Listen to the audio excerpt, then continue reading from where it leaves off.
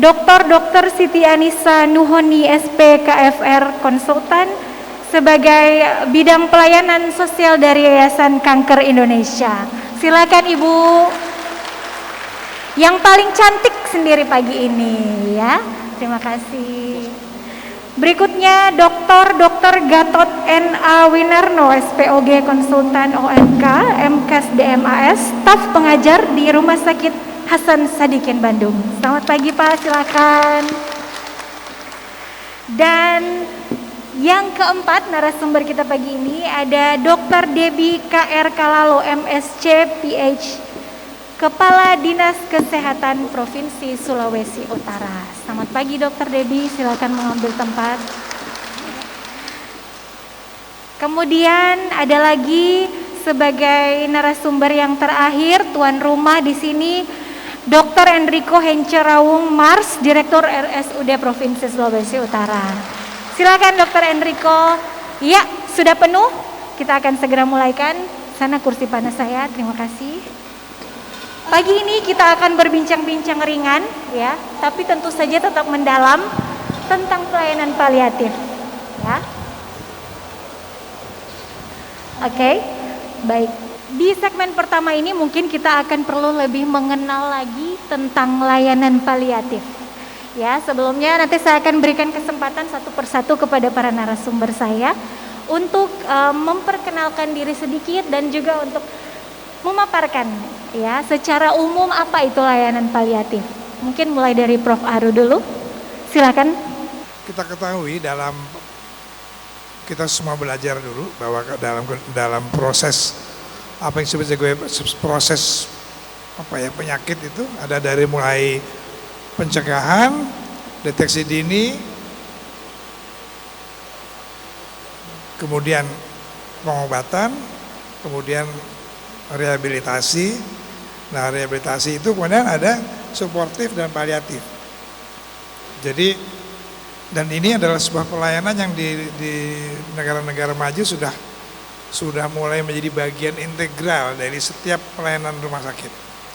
Di mana prinsipnya adalah paliatif adalah meringankan penderitaan dan mengurangi keluhan dari seseorang ya. Karena itu paliatif itu tidak bisa kita anggap sebagai bagian pengobatan di akhir kehidupan, itu salah. Dari awal prinsip paliatif atau mengurangi penderitaan itu misalnya mengurangi rasa nyeri itu sudah ada dari awal. Hanya porsinya masih kecil. Yang besar adalah porsi pengobatan, namanya kuratif. Ya, semakin lama dalam perjalanan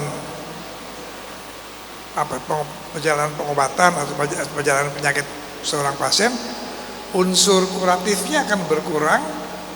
Saya bicara terutama karena dalam kanker ya, nanti Dr. Nuhoni yang akan lebih membuat suatu informasi yang lebih menyeluruh. Dan paliatifnya semakin lama semakin meningkat. Ini adalah prinsip daripada paliatif. Mungkin itu dulu, nanti silakan. Itu dulu, nanti akan ada yang lebih mendalam lagi. Berikutnya saya ke Dr. Nuhoni dulu. Dok, silakan. Mungkin ada yang ingin disampaikan untuk memperkenalkan apa itu pelayanan paliatif sendiri. Ya, baik. Terima kasih. Assalamualaikum warahmatullahi wabarakatuh. Kalau tadi kita sudah dengar apa yang disampaikan oleh Prof. Aru, secara definisi menurut WHO, perawatan paliatif adalah perawatan yang diberikan kepada pasien yang penyakitnya sudah tidak mungkin lagi untuk disembuhkan. Banyak sekali kita dapat pasien yang memang penyakitnya tidak mungkin disembuhkan, tetapi pasiennya masih hidup. Karena penyakitnya masih ada, makin lama makin berat dengan semua simptom gejala yang ada, maka menderitalah dia.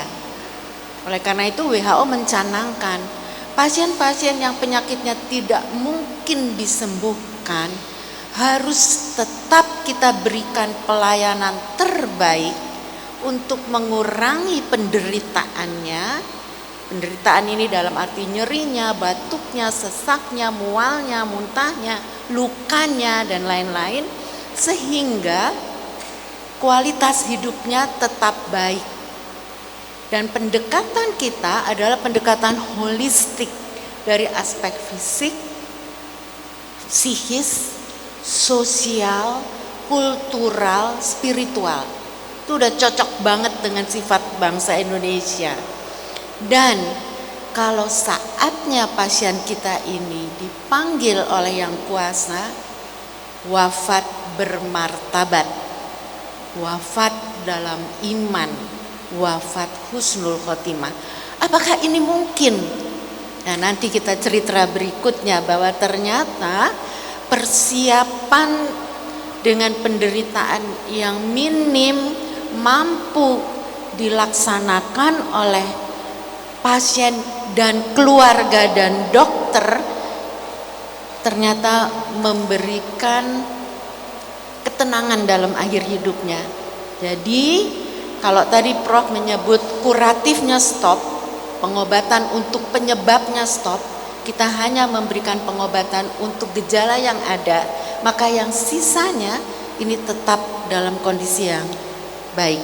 Mungkin itu yang bisa saya sampaikan. Baik, itu dulu, nanti akan ada lebih lagi, Iya. Dok ya. Kemudian saya ke Dokter Gatot dulu. Dok, silahkan apa yang ingin disampaikan, mungkin menambahkan dari...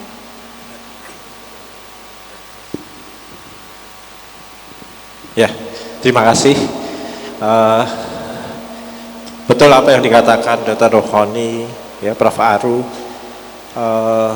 Kita ini kalau sudah pada stadium akhir penyakit kronis ataupun kanker, ya, membicarakan tentang kematian, ya, kemudian tanpa pengobatan, itu tabu, ya, banyak itu.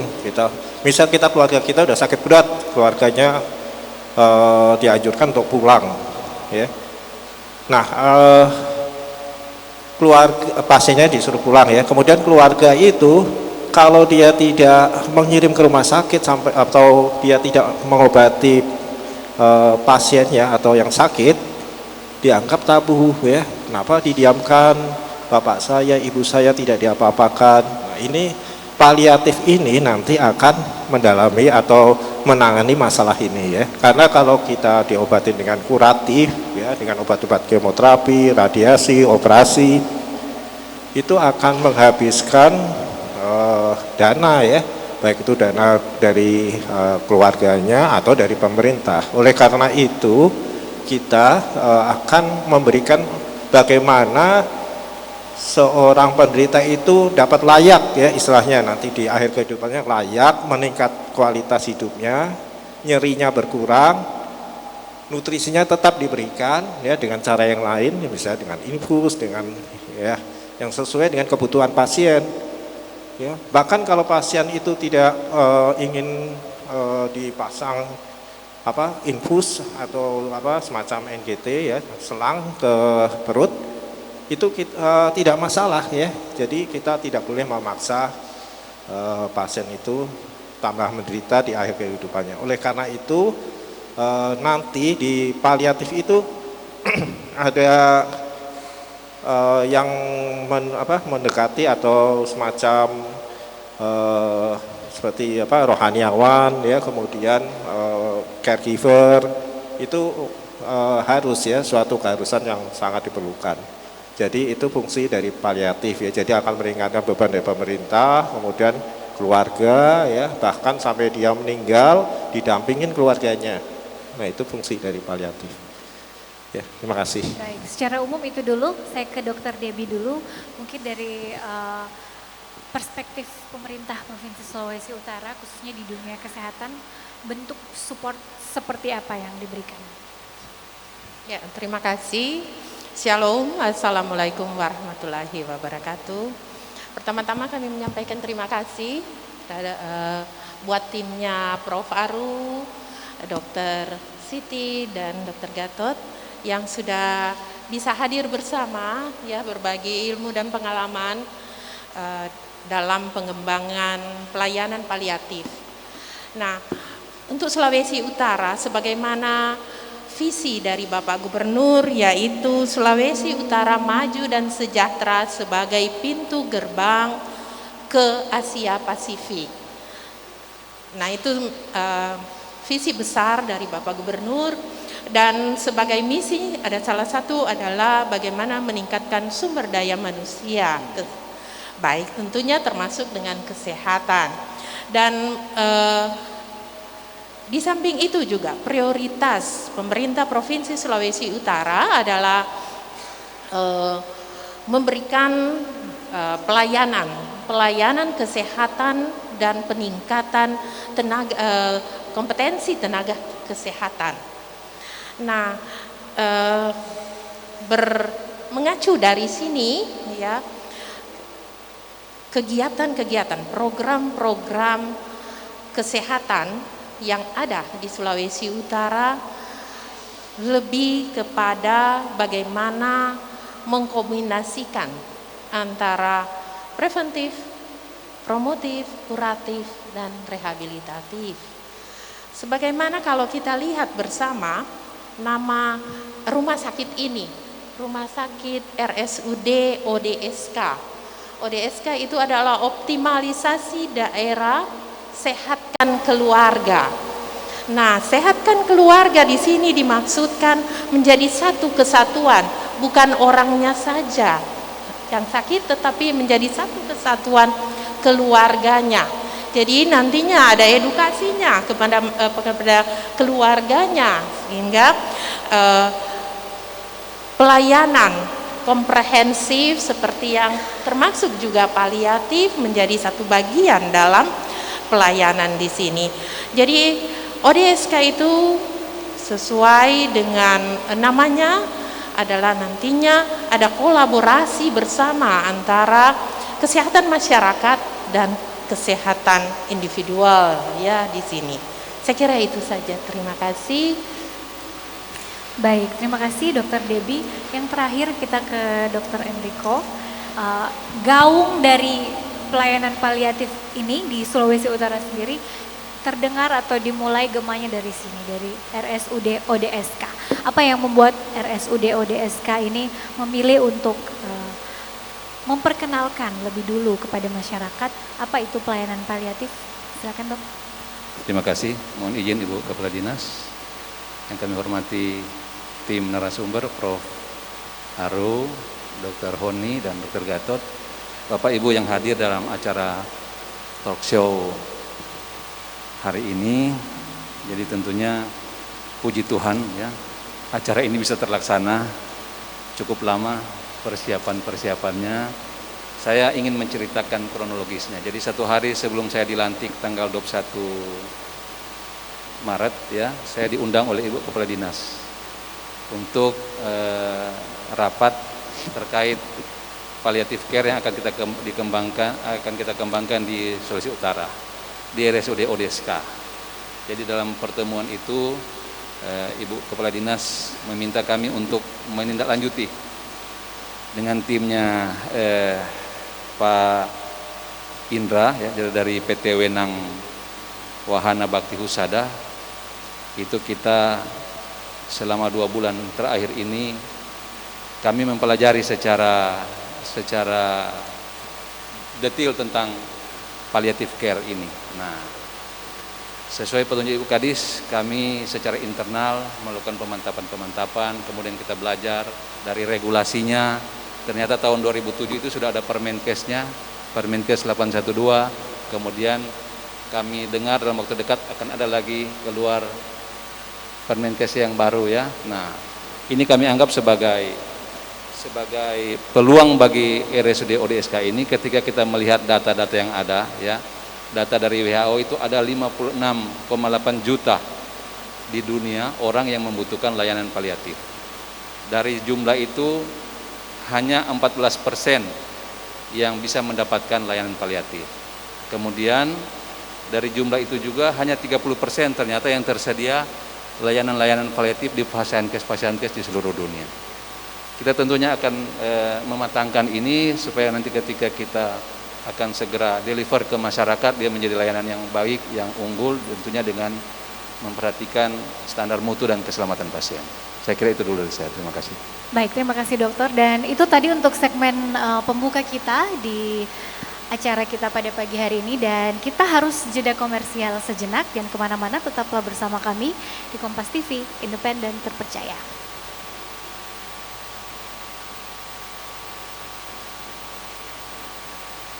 Ya.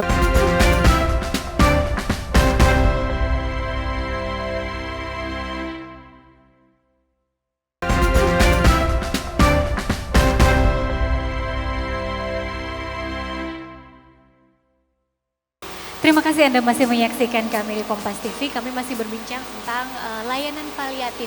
Siapa dan bagaimana pasien mendapatkan pelayanan paliatif ini sendiri. Mungkin saya lanjut ke Prof. Aru dulu. Prof, siapa atau pasien seperti apa yang paling tepat untuk mendapatkan pelayanan paliatif ini sendiri? Ya, ini merupakan topik atau masalah yang secara global menjadi sebuah isu, bahwa paliatif itu adalah sebuah konsep ya. Jadi pada waktu saya menemui rombongan dokter-dokter kanker dari ASCO, dari American Society of Clinical Oncology, itu ada beberapa belas orang yang datang. Jadi saya tanya, siapa sebenarnya yang minat paliatif? Jawab mereka adalah, ya siapa yang berminat. Nah, di Amerika itu ada 11 disiplin kedokteran yang bergerak dalam bidang paliatif kalau mereka inginkan. Dari mulai dokter umum sampai spesialis radioterapi. Dengan catatan bahwa mereka kalau di sana karena lebih dedicated, mereka yang sudah memutuskan untuk mengambil langkah pelayanan paliatif, mereka meninggalkan spesialisasinya. Spesialisasinya itu dipakai sebagai landasan keilmuan yang menambah wisdom atau pengetahuan mereka dalam melayani paliatif. Jadi almost everybody can join gitu. Nah, tapi untuk Indonesia kita belum tahu, karena secara global juga pertanyaannya adalah bukan lagi apakah paliatif diperlukan, tapi kapan pelayanan paliatif diberikan, timingnya bagaimana, siapa yang memberikan, dan jenis pelayanan paliatif apa yang ditawarkan oleh sebuah institusi pelayanan medik. Nah, di sini untuk Indonesia tentunya karena masih dalam pengembangan, masih bisa dikembangkan berbagai cara yang nanti saya akan minta Dr. Nuhoni yang sebetulnya jagoan paliatifnya itu Dr. Nuhoni ya. Saya hanya bantu-bantu aja ngangkat-ngangkat kopernya gitu ya. Karena ini merupakan isu yang amat sangat mendalam, karena rawatan paliatif itu masih belum diterima, bahkan masih ditolak oleh banyak kalangan medis. Ada yang menganggap tidak perlu, ada yang menganggap belum waktunya, ada yang nggak tahu mau gimana, dan ada yang tidak tahu apa itu paliatif. Dan ini sejawat loh. Saya belum bicara mengenai masyarakat. Karena itu maka penting sekali acara ini, penting sekali. Ini acara landmark nih saya anggap nih. Dalam tonggak awal dari sebuah pelayanan yang mudah-mudahan rumah sakit ini menjadi pionir, bahkan nanti menjadi alma mater dari semua pelatihan paliatif di Sulawesi Utara. Kalau nggak ikutan provinsi lain juga nanti. Karena belum pernah ada suatu acara di mana pelayanan ini dimulai pada awal dari sebuah pelayanan. Mudah-mudahan berhasil. Mudah-mudahan kita diberi kesuksesan. Terima kasih. Baik, sebelum nanti ke tadi katanya Dr. Nuhoni ya, saya ke Dr. Gatot dulu. Dok, seberapa penting layanan paliatif ini, dan sebenarnya melibatkan tenaga medis itu siapa saja? Mungkin ada dokter-dokter ahli apa yang nanti tergabung di dalam pelayanan paliatif kepada pasiennya? Ya. Jadi sebenarnya kalau kita akan membentuk suatu tim paliatif ya, Jadi paliatif itu sebenarnya tidak bisa sendirian. Misalnya saya menangani paliatif sendirian tidak bisa karena bidangnya luas ya. Oleh karena itu kita harus koordinasi dengan tim ya. Kalau secara secara intinya tim sebenarnya kalau koordinasi seluruh dari bidang kesehatan, rumah sakit, masyarakat itu harus ya koordinasinya. Tapi timnya sendiri yang menangani pasien itu pertama harus ada dokter ya. Itu bisa dokter umum, dokter spesialis ya, bahkan konsultan. Ya, semuanya itu sebenarnya sudah dilatih mereka waktu pendidikan. Kemudian perawat ya. Jadi perawat itu juga harus ya masuk ke dalam tim. Kemudian dari tenaga farmasi ya. Farmasi itu karena apa? Karena obat-obatan yang diperlukan itu biasanya nyeri, obat narkoba ya, narkotik itu harus ada dari farmasi. Kemudian dari nutrisi ya, gizi itu perlu ya. Jadi kita memang harus meliputi itu. Kemudian ada rohaniawan ya. Kenapa rohaniawan itu perlu? Karena hampir ya kalau kita sudah di akhir kehidupan pasti arahnya ke sana ya. Kalau bahkan dari pendeta, dari ustadz ya. Kalau kita dari kita sendiri nggak mungkin ya memberikan doa-doa itu. Kemudian tadi dari rohaniawan, kemudian dari social worker atau caregiver. Jadi social worker itu tenaga sukarela. Itu memang penting sekali ya, itu dia akan mengkoordinasi misalnya masalah dana, kemudian masalah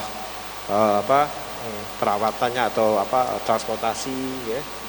Kebutuhan-kebutuhan itu perlu itu ya jadi social worker. Ya, termasuk juga di sini ada psikiater ya, kemudian psikolog ya.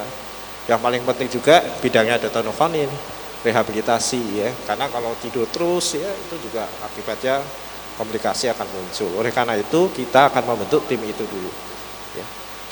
Itu pertama kali ya, masih. Baik dokter, nah sekarang saya ke dokter Nuhoni dulu. Dok, tadi sudah sempat disinggung teknisnya nih seperti apa, kapan, kemudian momentumnya pada saat apa gitu perawatan atau pelayanan ini akan diberikan kepada pasien, dan kemudian seperti apa teknisnya, mungkin berapa lama waktunya. Ya, terima kasih. Pertama saya ingin memberi apresiasi ke apa yang disampaikan oleh Ibu Dinkes dan Dr. Enrico, ODSK, optimalisasi daerah sehat dan keluarga. Itu paliatif banget gitu loh. Cocok dok ya? Cocok. Ya. Karena pada pasien paliatif sebenarnya kita tidak tunggu pasien itu sampai masuk paliatif baru kita perhatikan keluarganya. Sebenarnya tidak demikian. Pendekatan zaman sekarang siapapun di dalam keluarga yang sakit kita pun harus melihat keluarganya. Oleh karena upaya promotif dimulai saat itu. Ibunya diabetes, jangan-jangan anaknya juga. Kan seperti itu. Bapaknya stroke, anak-anaknya akan jadi stroke juga enggak ya? Ada enggak tandanya ya?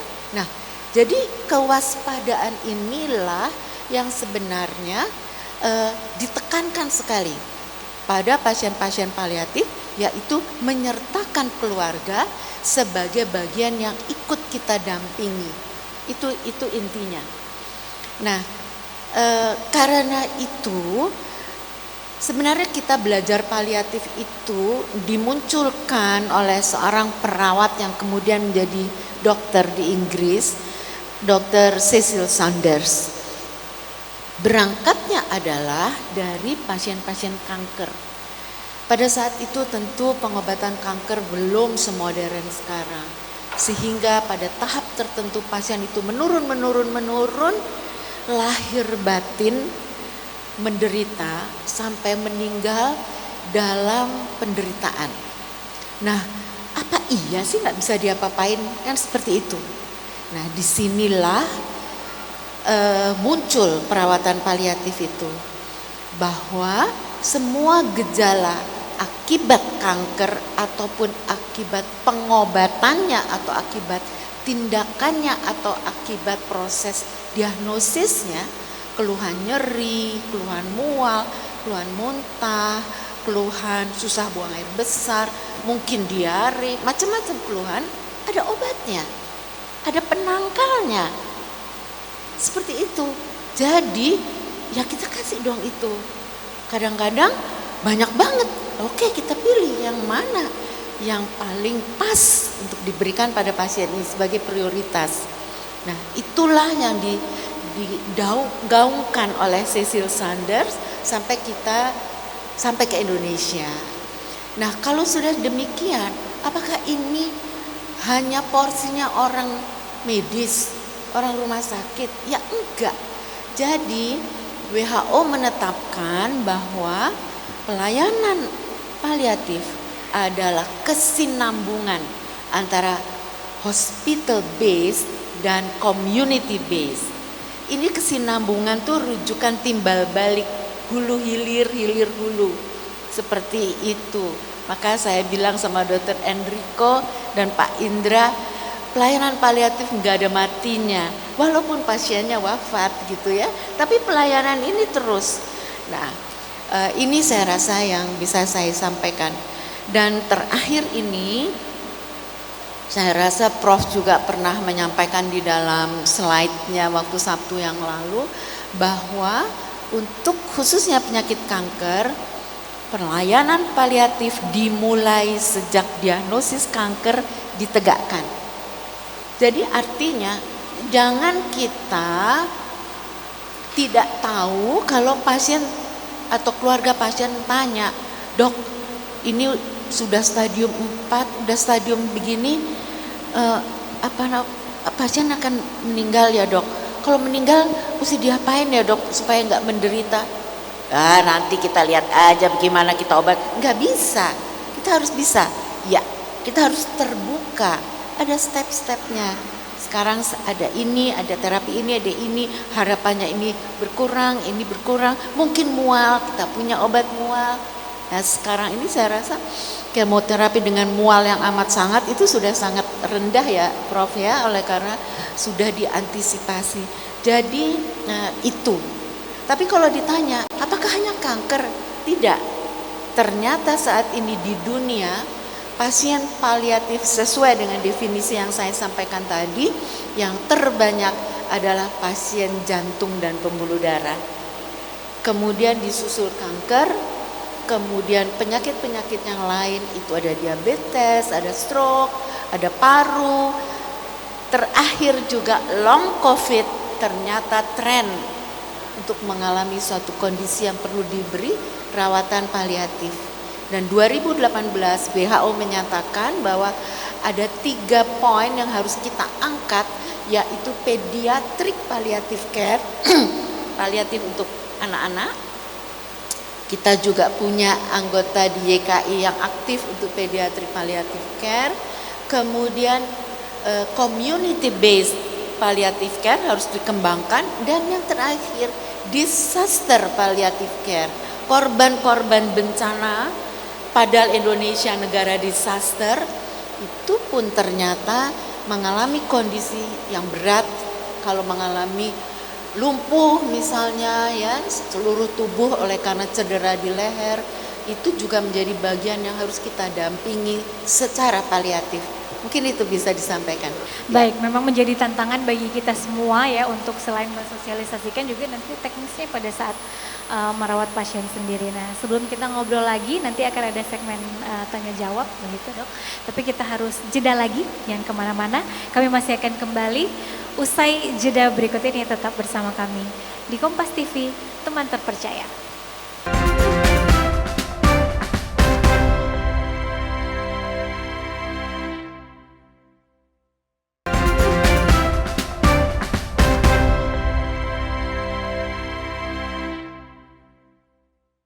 Terima kasih Anda masih bersama kami. Kita masih ngobrol mengenai layanan paliatif begitu. Sebelum kita memberikan kesempatan untuk para partisipan hari ini untuk memberikan pertanyaan kepada para narasumber, saya akan memberikan kesempatan dulu kepada para tamu undangan begitu untuk sedikit memberikan tanggapan tentang layanan paliatif dan excitementnya di Sulawesi Utara sendiri seperti apa. Saya lihat ada Bapak Marhani Pua di sini, ada Pak Wong dari Kadin juga, ada Pendeta Luki, juga ada Dokter Abeng juga, ada mungkin dari Aksada, ada dokter spesialis juga, ada Prof. Linda Roti di sini dan juga teman-teman lain yang mungkin belum saya sebutkan satu persatu. Silakan.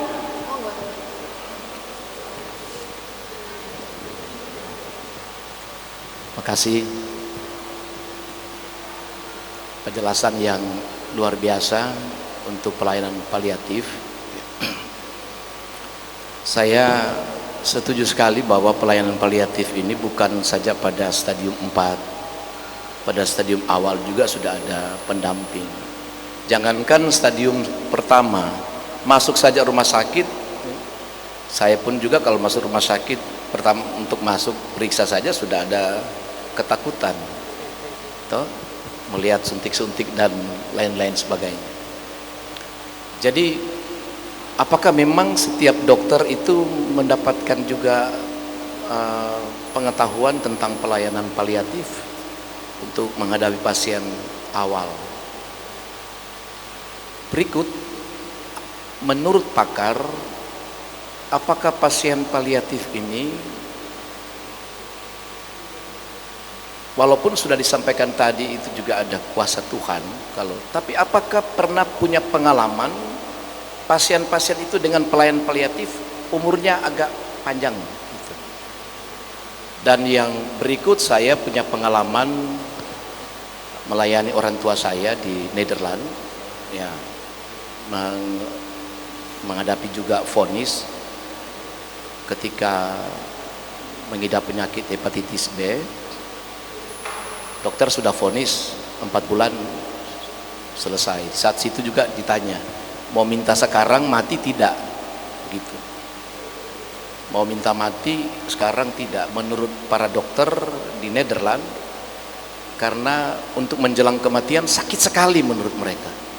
Saya membayangkan orang-orang yang tidak memiliki dana yang banyak, apakah tegah para dokter membiarkan dia harus melewati masa-masa hidup dengan sakit yang dan menghadapi masa kritis yang harus dia rasakan nyeri sekali, karena ada juga banyak jenis-jenis penyakit yang menjelang ajal nyeri sekali dan sakit sekali.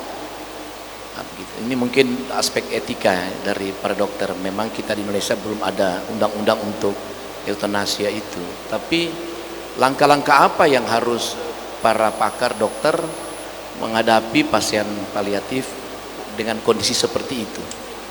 Saya kira ini beberapa hal, dan saya setuju tadi memang pendamping pelayanan paliatif selain para medis, dengan tim yang ada memang harus ada pendamping psikolog maupun juga rohaniawan gitu. Terima kasih atas kesempatan. Ya, baik. Mungkin ada sedikit pertanyaan juga nih, boleh dijawab, Dok? Ya, mungkin saya akan menjawab yang pertanyaan pertama dulu. Jadi memang kita di pendidikan, tadi saya sudah bilang, itu sudah ada pelajaran paliatif, kurikulumnya. Baik itu di S1, kemudian di spesialis, dan di konsultan SP2. Jadi setiap dokter harus mampu, bahkan perawat saja sudah ada kurikulumnya, mampu melakukan perawatan paliatif. Pada stadium awal atau pada penyakit kronis yang awal, ya, yang sudah dimulai, itu perawatan paliatif tadi sudah dijelaskan oleh Prof. Aru dan Dr. Nohoni, itu sudah mulai, ya. Jadi kita memberikan penjelasan, kemudian memberikan obat, ya, obat yang bukan obat terapi, ya, misalnya obat nyeri, ya, kemudian gizinya, itu sudah perawatan paliatif sebenarnya. Tetapi kuratif ya lebih dominan, ya, misalnya diberikan kemoterapi atau operasi, itu lebih dominan, ya. Yang namanya penyakit kronis atau kanker itu dia awal memang sampai sekarang, ya, itu kemajuan ilmu kedokteran belum bisa menyembuhkan 100%. Jadi kita obatin ya, sebenarnya itu masih ada penyakit itu, tetapi dia makin meningkat, akhirnya obat kanker, obat kemoterapi, kemudian operasi tidak bisa dilakukan ya, kemoterapi resisten, di sinar juga nggak bisa, tumornya makin berkembang ya, nah itu mulai dominan di paliatif ya, kita menghilangkan mengurangi gejala-gejala yang diderita pasien, sehingga pada nanti ya, dan kita kalau misalnya seorang dokter paliatif itu dianggap gagal, dia tidak bisa mengurangi ininya, keluhannya. Misalnya di nyeri itu ada skor ya 10 ya, kalau dia tidak berkurang skornya ya, itu berarti gagal ya, ya. Jadi misalnya dia awalnya skornya 5 ya, makin turun lagi, makin nyeri, berarti itu obatnya masih kurang ya. Oleh karena itu kita lihat semuanya itu dari poin-poin, seperti misalnya tidak bisa BAB, itu jelas itu kan, itu ada namanya operasi paliatif. Ya Pak Pendeta, pertanyaan yang ketiga itu pertanyaan yang tidak mudah dijawab. Memang kita tidak ada itu, eutanasia tidak berlaku di Indonesia. Kalau kita mengerjakan ya kita disu, kita yang akan dapat hukuman ya. Nah, tetapi sudah ada panduan bahwa bagaimana kita mencegah jangan sampai pasien ini sampai harus dilepaskan semuanya agar supaya meninggal. Sementara itu buat kita itu adalah eutanasia pasif, pembunuhan yang pasif, kira-kira seperti itu.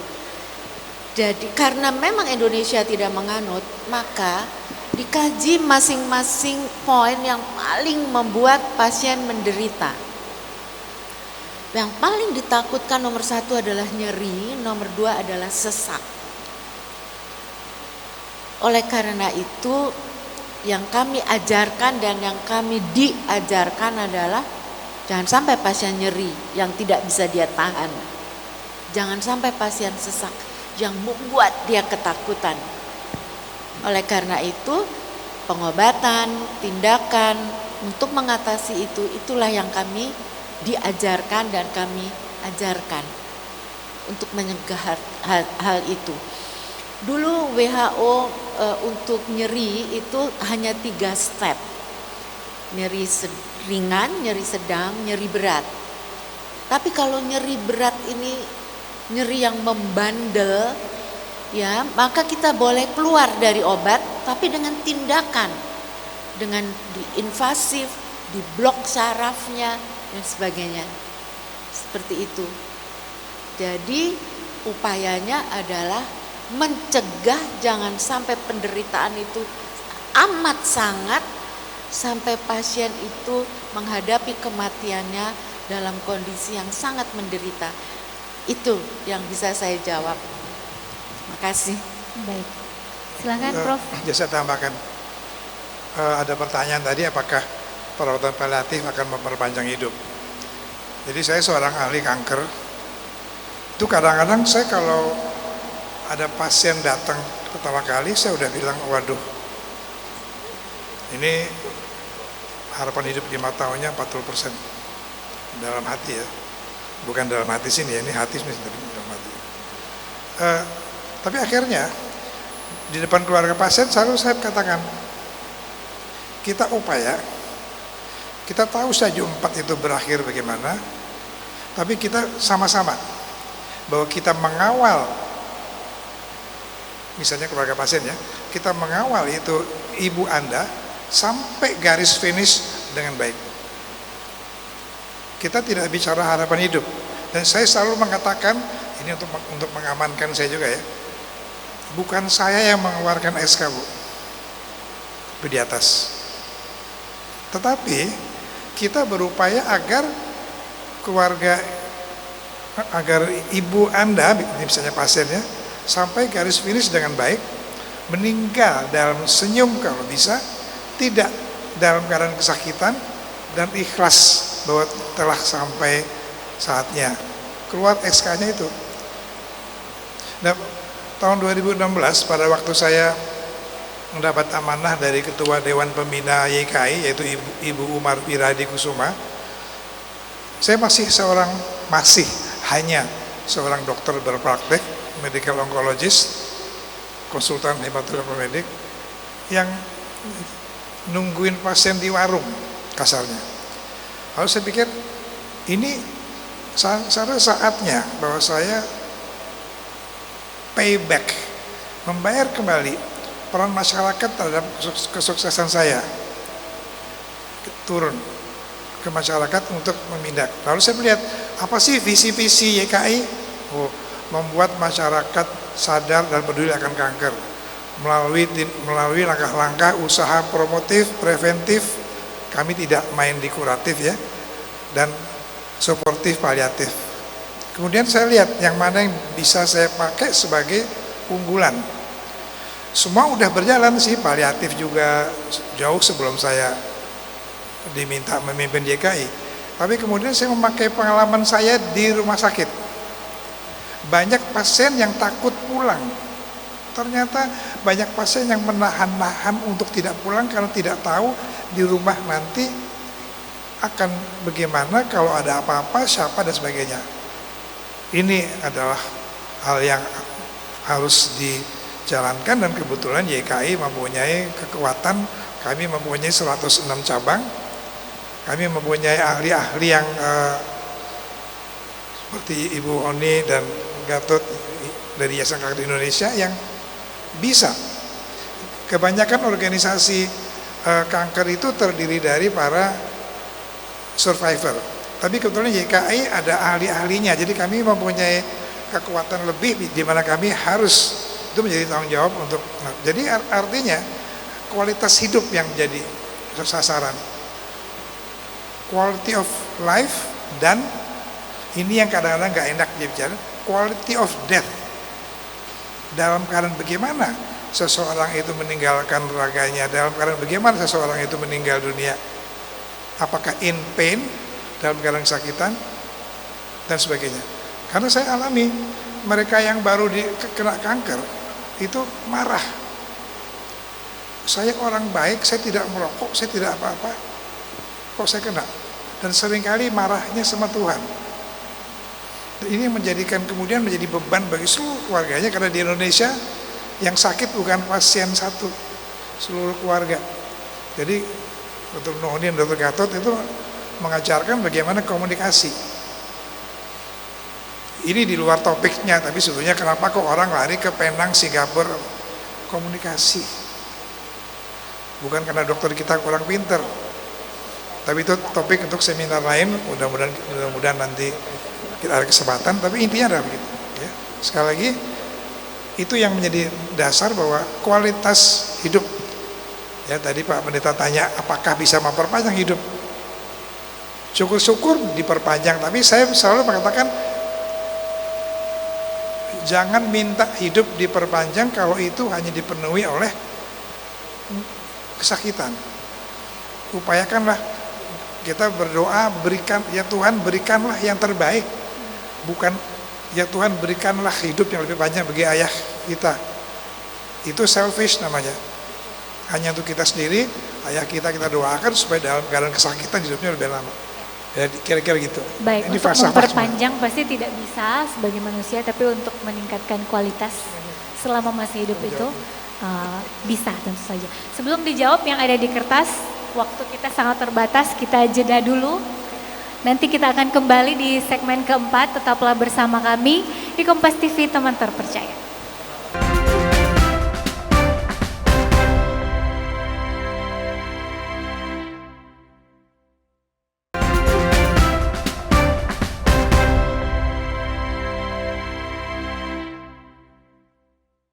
Terima kasih Anda masih menyaksikan kami. Kita masih berbincang tentang pelayanan paliatif di sini di Rumah Sakit Umum Daerah ODSK Sulawesi Utara. Dan tadi para narasumber sudah memegang pertanyaan ya dari para partisipan yang hadir. Mungkin boleh dijawab dari Dokter Gatot dulu, Dok. Pertanyaannya apa, Dok? Ya, ini sebenarnya pertanyaan tadi sudah dijawab ya. Jadi apakah ada yang sudah divonis dalam pelayanan paliatif berakhir sembuh bukan wafat? Jika ada, apakah bisa mereka yang itu dilibatkan dalam tim pelayanan paliatif? Ya, jadi ini semacam survivor. Ya. Ya. Jadi kalau kita ya di paliatif itu memang ada tim ya yang untuk survivor. Jadi nanti mereka itu dilibatkan. Jadi pengalaman mereka, kemudian kekuatan mereka bisa menghadapi penyakit yang hebat itu ya, kanker ya, misalnya. Itu bagaimana? Itu menjadi pengalaman mereka dan mereka itu juga ikut menjelaskan ya. Bahkan kita tarik sebagai tim ya. Jadi mereka nanti ikut terlibat dalam penanganan kanker. Ini banyak sekali ya di YKI itu, waduh. Jadi ini sangat penting sekali karena pengalaman-pengalaman dari mereka itu bisa membuat motivasi ke pasien. Jadi itu. Kalau untuk sembuh total semua penyakit ya memang sulit 100%, tapi paling tidak tadi sudah jelaskan harus meningkatkan kualitas hidup. Baik. Iya. Semoga bisa menjawab. Berikutnya saya ke Dokter Nuhoni dulu. Silakan dokter pertanyaannya dan langsung dijawab. Dari dokter apa ini ya? Oke lah. Tapi inti pertanyaannya adalah Dokter Nuhoni, pelayanan pediatrik paliatif khusus bagi pasien CP cerebral palsy pada anak. Bagaimana? Mohon dijelaskan. Ya. Cerebral palsy itu kan ada kategori yang ringan, sedang sampai berat, ya. Ya, kalau yang berat itu memang masuk di palliative care ya, apalagi kalau memang disabilitasnya itu total, jadi perlu bantuan orang lain. Sama saja dok, kita lakukan bimbingan yang sifatnya simptomatis dan tentu salah satu pola pemikiran WHO yang harus kita berikan juga pada pasien paliatif adalah mempertahankan kemampuan fungsional yang ada pada pasien sampai akhir hayat.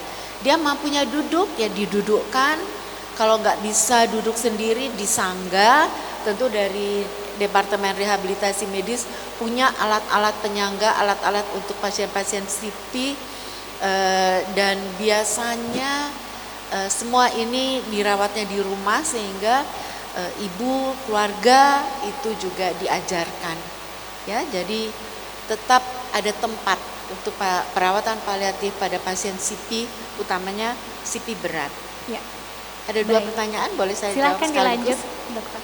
Nah ini ketahuan nih, tulisannya rada bisa dibaca. Dokter Frankie, dok, ini ditanya dalam standar akreditasi Kemenkes 2022 terdapat tambahan untuk pelayanan paliatif. Bagaimana bentuk pelayanan paliatif di rumah sakit tipe C bila pelayanan harus dilakukan secara komprehensif, sedangkan SDM-nya tidak ada, pakai panah. Jadi di belakang lagi ada, misalnya tidak ada dokter spesialis jiwa dan lain-lainnya. Ya,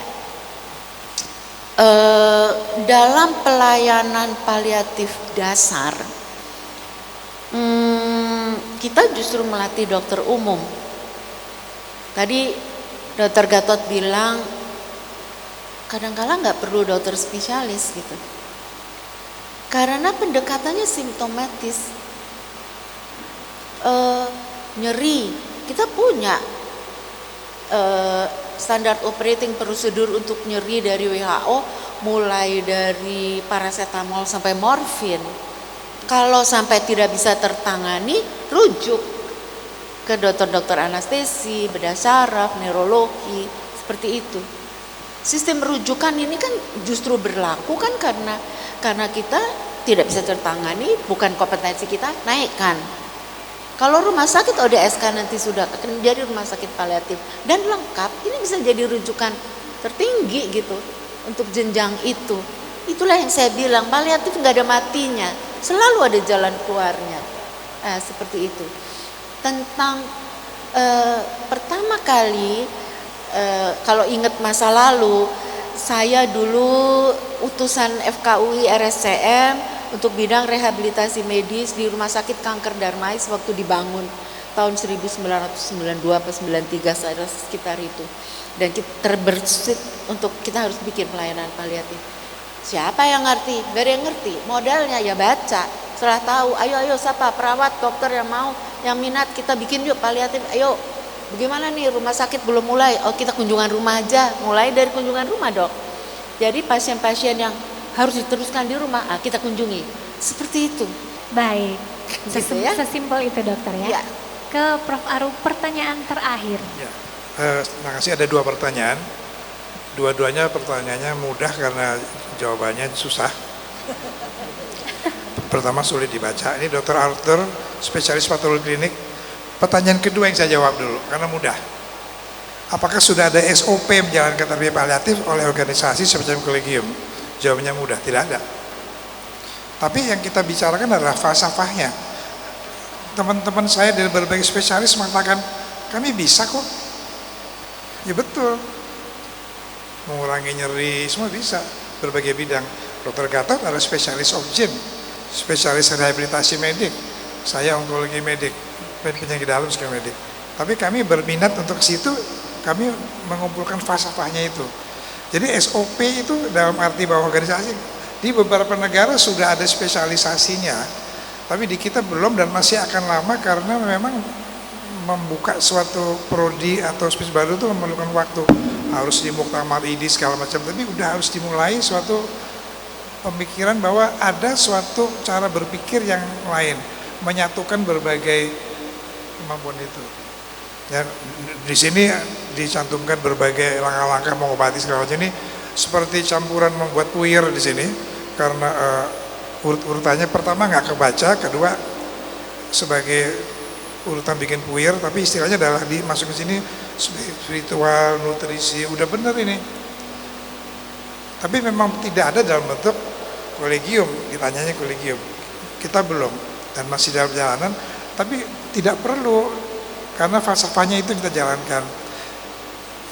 Pertanyaan pertama ini pertanyaan tingkat doktoral, ini berat ini. Apakah ada target terukur? Itu memang yang ditanya pada setiap proposal penelitian S3. Saya hanya menyatakan ampun. Untuk terapi paliatif, apa kira-kira target tersebut? Dalam penelitian dalam di FKM Kesehatan Masyarakat itu ada forum-forum untuk quality of life. Kita bisa isi itu. Formulir kepuasan pasien itu mungkin, tapi mungkin Dr. Nuhoni bisa dengan lebih mendetail tuh mengenai bagaimana mengukur keberhasilan sebuah paliatif. Ya, jadi sebenarnya kalau kita mau menilai, banyak sekali yang harus dinilai. Ya, banyak sekali yang harus dinilai tentang keberhasilannya. Jadi kalau kita punya goal jangka pendek, jangka menengah, jangka panjang, bisa jadi goal jangka panjangnya itu wafat bermartabat, kan begitu ya kan, goal jangka panjangnya.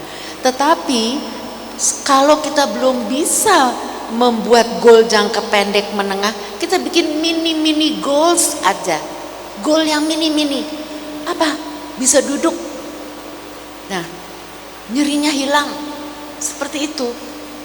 Jadi jangan kita ngelihat waduh sesuatu yang besar berangkat dari yang kecil itu ternyata ini lebih mudah dicapai dibanding ke sana. Dan kita juga mengajak pasien kita berpikir yang konsentrasi pada mengurangi nyeri. Ternyata di Jogja ada penelitian bahwa lagu-lagu yang disenangi oleh pasien akan meningkatkan threshold nyeri atau menurunkan nyeri. Ada yang pilihnya lagu gereja, ada yang pilihnya lagu-lagu Islami, ada yang pilih lagu-lagu tanpa suara, jadi lagu instrumental, lagu jadul, nggak ada yang milih dangdut. ya. Jadi dia didengarkan pukul 8 pagi dan pukul 3 siang, ternyata level nyerinya turun. Jadi sangat hari-hari gitu loh, bukan harus obat. Nah, jadi seperti itu dok.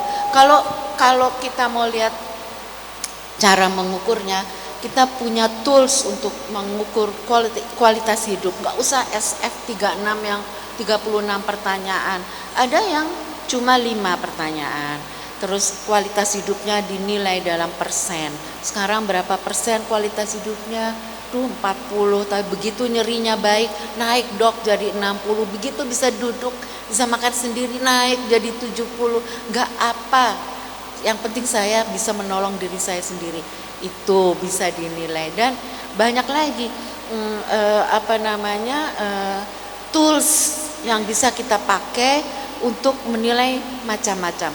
Salah satu juga di RSCM di bangsal geriatri itu 50% pasien kami adalah pasien paliatif.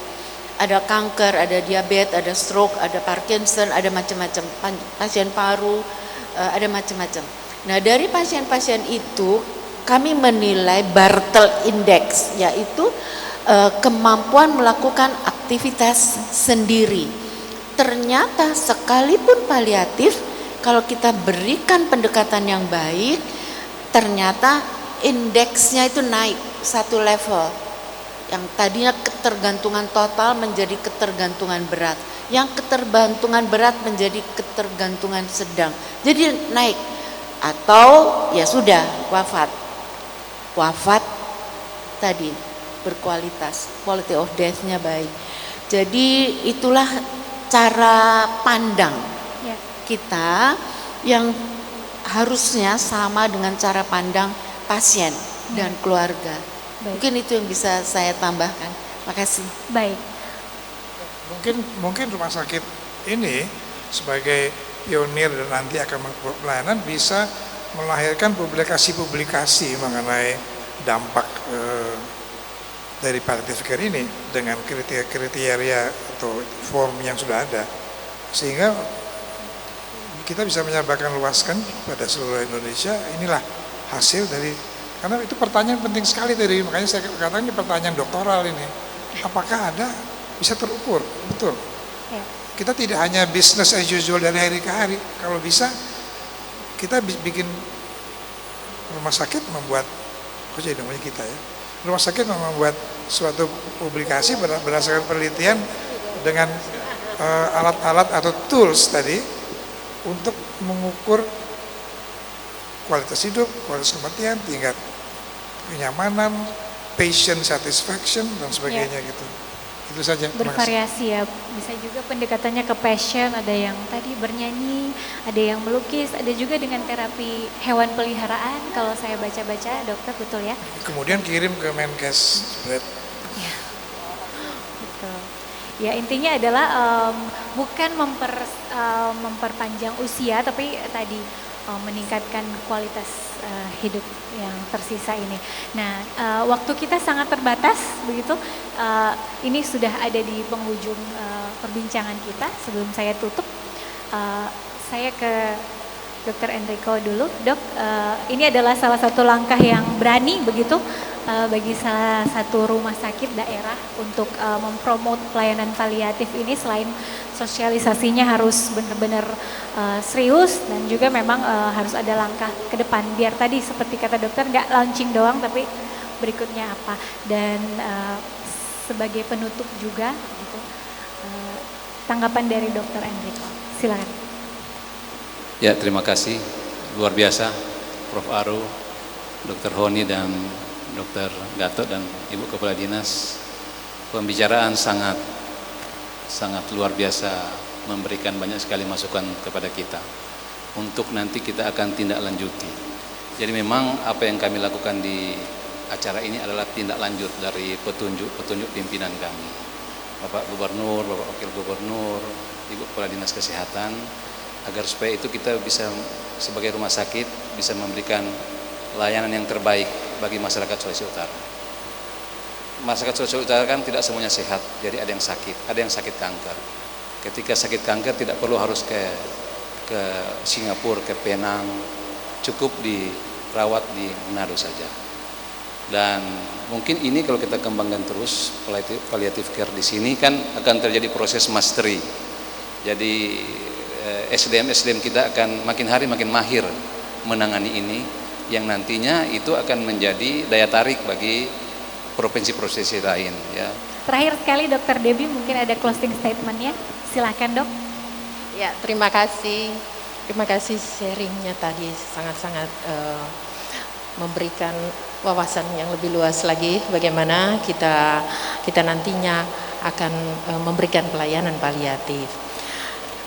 Mungkin sebagai kesimpulan ya, walaupun kita punya tim yang besar, tetapi utamanya adalah hati kita, ya, komitmen kita, care kita terhadap pasien-pasien yang datang. Nah, untuk itu tentunya Dinas Kesehatan Provinsi Sulawesi Utara bersama dengan RSUD nantinya saling topang menopang untuk bisa memberikan yang terbaik. Tentunya tujuan kami adalah bagaimana memberikan pelayanan yang terbaik sampai pada kemampuan yang ada. Sisanya tentu kami serahkan pada Tuhan. Terima kasih. Baik. Ya, itulah tadi seluruh rangkaian diskusi dan talk show kita pagi hari ini sampai siang hari. Untuk memberi semangat buat kita semua, kita beri tepuk tangan yang meriah untuk para narasumber. Terima kasih Prof. Aru, terima kasih Dr. Gatot, terima kasih Dr. Nuhoni, Dr. Debbie dan juga Dr. Enrico. Dan ini adalah penghujung perjumpaan kita kali ini. Tetap saksikan Kompas TV, independen terpercaya. Saya Ira Matoy, sampai jumpa.